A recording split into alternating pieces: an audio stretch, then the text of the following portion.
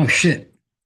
Well, guys, welcome to another episode of the Drop Time Traditions podcast. I'm Rich Lopez, your host, and tonight we're going to do something a little different. My guest, unfortunately, who was supposed to come on, had a family emergency.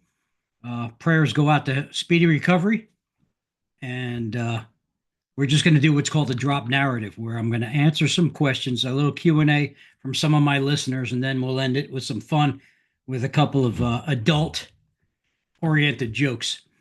So we'll start it out here. Before I begin, let me acknowledge our supporters: um, Stickbow Country Custom Arrows, St. Joe River Bow Company, Sauk Trail Archery, Whiskey City Trad Gear, Jesse Savage Blacksmith.com, Traps Feather Rests, Stickbow Hunts MX. Uh, oh, yeah, TraditionalJunk.com. Who else? Well, if I forgot anybody, I'll put all your stuff, all your links at the bottom in the description. Thank you again. And listeners or viewers, please subscribe, like, and share. That helps the channel immensely. So without further ado, let's start with the Q&A. So now that most deer seasons have either ended or wound down, what do people do? Sit on the couch drinking and turning into a turd until spring? Nah, get out and get healthy for 2026. I'll choose that. So I think a real common thing that people do is stump shooting, getting out to your favorite woodlot, some judo points, some blunts, and just hone your shooting skills, just shooting rotten stumps. Get together with a few friends, hit up some public ground, whack a few things here and there. Judo points, like I said, and heck, there's so many blunts out there that are available. Ace blunts, judo points, 38 special shells on cedar arrows. There's so much out there, but maybe some small game if it's still in. You can get the best of both worlds. Another fun thing is shooting indoors with the lights low to simulate low light shooting. 10 yards is all you need. Most basements are at least that long. Pretty good stuff. And that's just a little question I got from somebody out there, asking me, I don't have a name for this person. It just came in as just a message. Um, what do you do in the off season? So there's that. Then I got a question, and this comes. Who's this coming from? Oh, another anonymous person. Most bows are made with 28-inch draw in mind. So if you draw, oh yeah, if my draw length is 28.5, would I be better off with a bow that's 28 or 29 inches? Well, if you're ordering a custom bow, it's personal preference. I mean, why would you, if you're shooting 28.5, why would you order something shorter, draw wise? That's just common sense, in my opinion. Most bows are made with 28-inch draw in mind. So if you draw a half inch more, all you're doing is perhaps adding 1.5 pounds of weight to your anchor. Example, 50 pounds equals 51.5 at your full draw of 28.5. So in order to, let's say a custom bow order is 29 inches, it'll perhaps be smoother and more enjoyable to shoot. Personally, I shoot 27.5. So when I order my custom bows, they're 28. They're set at 28 inches at a weight that I can handle comfortably at either give or take a half an inch. Right? Um, it's really personal preference. I mean, you're paying $1,800 for a custom bow. You want to be comfortable. You don't want to have to sell it 6 months later because it sucks. Because you're hitting a wall. Uh, that's just me. So this question comes from a buddy of mine, Jeff from Maryland, also known as Titties and Beer on my website. Great name, Jeff. God bless you. Jeff is asking me, I have a Mag B Riser Bear by Bear, an older one. It's a takedown. He got a pair of new number 3 fast flight limbs for it. So on a B Riser, I think that would be 64-inch bow. Yeah, three maybe. Yeah. The lower limb wobbles a bit back and forth when clamped in, but it's not strung yet. Uh, is this an issue or not? Well, Jeff, the limb wobble will not be an issue. It's just a mass production brain fart. The newer limbs, especially the fast flight limbs, are designed to fit the newer wood risers and, well, the newer magnesium risers that are being put out. Uh, so it's a different limb socket design with a few thousandths of an inch. It's just, pubic hair, of a skosh difference. Once strong, the bow should perform as normal. I wouldn't worry about the wobble, but if you really want to just tighten it up a bit, um, perhaps a strip of moleskin in the limb pocket um, to tighten it up, or even worn strike plates, which is what I do. I just throw some strike plate leather material under that before under the on the limb, and then when I close the latch, it clamps nice and tight, doesn't wobble. Um, so another guy sends me. This is Gab from Illinois. Was curious as to why on some bear bows with odd weights, they put the actual weight like 48 pounds and some are marked 45X. Okay, well, weights are never exact. Okay, so as a bowyer, you're playing with two pounds negative or positive. Okay, so when you see 45X on a bow, it's actually 46 pounds. That X is an extra pound. 45 double X is actually 47 pounds. Like I said, an X is a pound. X and 45 is really 44. So the X is before the number, and so on. I think you guys get the message. So, where is this coming from? Oh, my buddy Jim, Rain Man, also known as Rain Man. Jim Rain. His podcasts with me are on the Spotify channel. So, looking for some expert, spelled X/SPURT, advice drop. Me. What factors would be considered when looking to purchase a new recurve bow? Meaning a production bow, not a custom. Also, budget minded. Well, Mr. Ray, the white guy, breast, you know where my mind is. The best production recurve bow for my money, is the Martin, in my opinion. Um, Next is the Bear. I mean, as far as I'm concerned, the mid 60s to early 70s Damon Howitts are perhaps the best mass produced bow mass produced production bows on the planet. They outshoot the Bears hands down, hands down. Um, the craftsmanship's better. It's just a piece of art.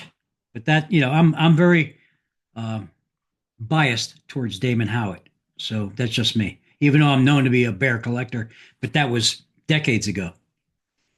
Um, there's also decent Chinese bows on Amazon. After besides that, the bear thing and the production bows, eh, after that, then it goes to custom.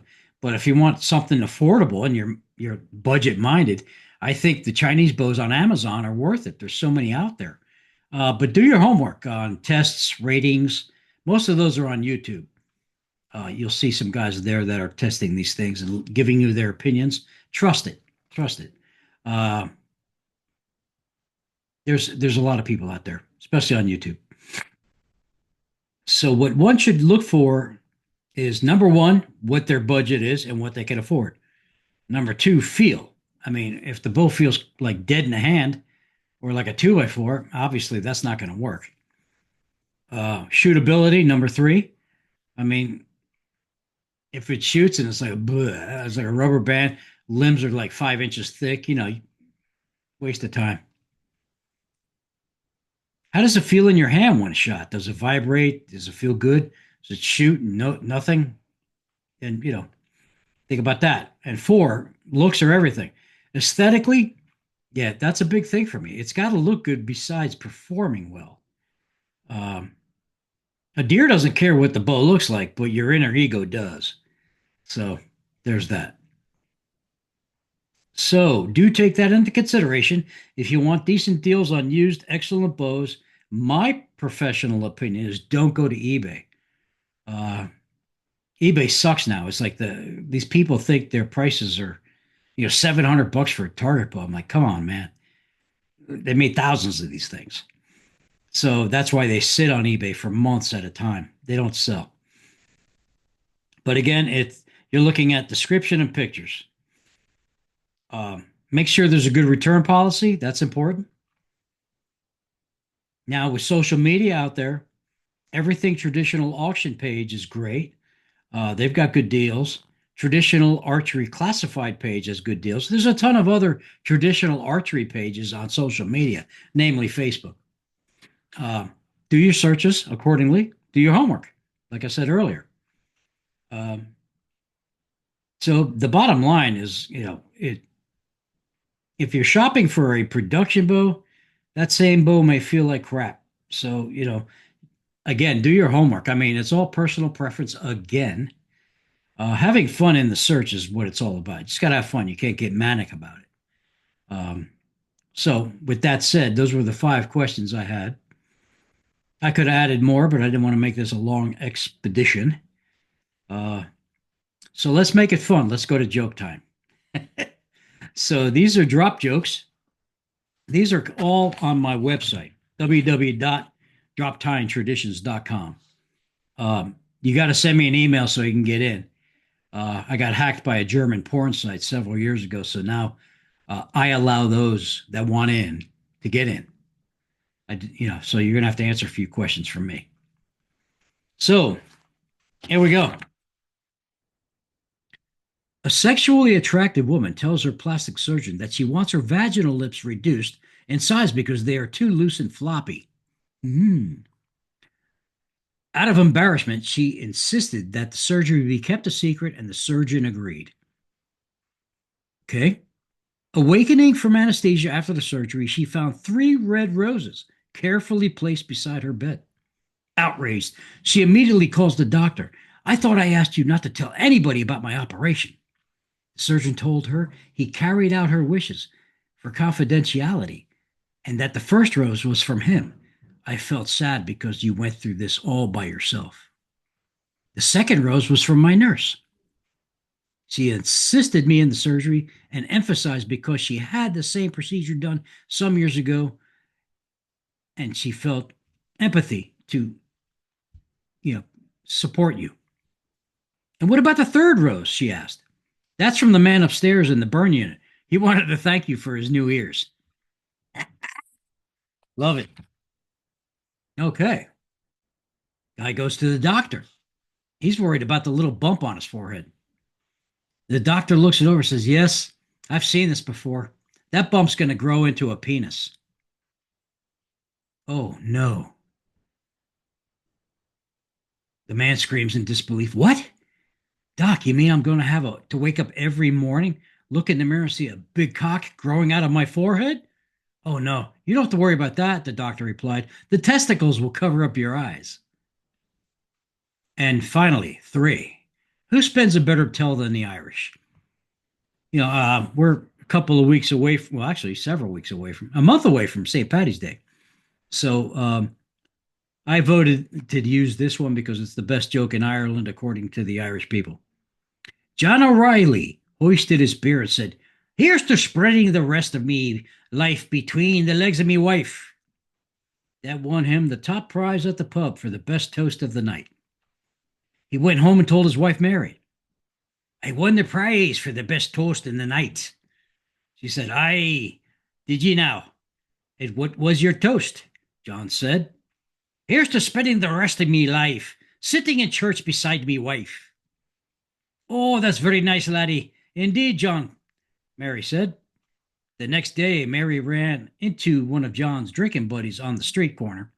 The man chuckled leeringly and said, John won the prize the other night at the pub with a toast about you, Mary. She said, aye, he told me, and I was a bit surprised myself. He's only been in there twice in the last 40 years. Once I had to pull him up by the ears to make him come, and the other time he fell asleep. Well, guys, I hope you like this little drop narrative, if you will.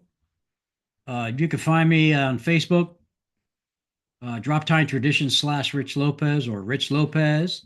On Instagram under one word, droptimetraditions.com. And my website is www.droptimetraditions.com. So please subscribe, like, and share. Love you guys. And I'll be in Mexico next week, bow hunting. So I'll be dropping little shorts during my visit there. Please tune in. Thank you very much. Have a good evening.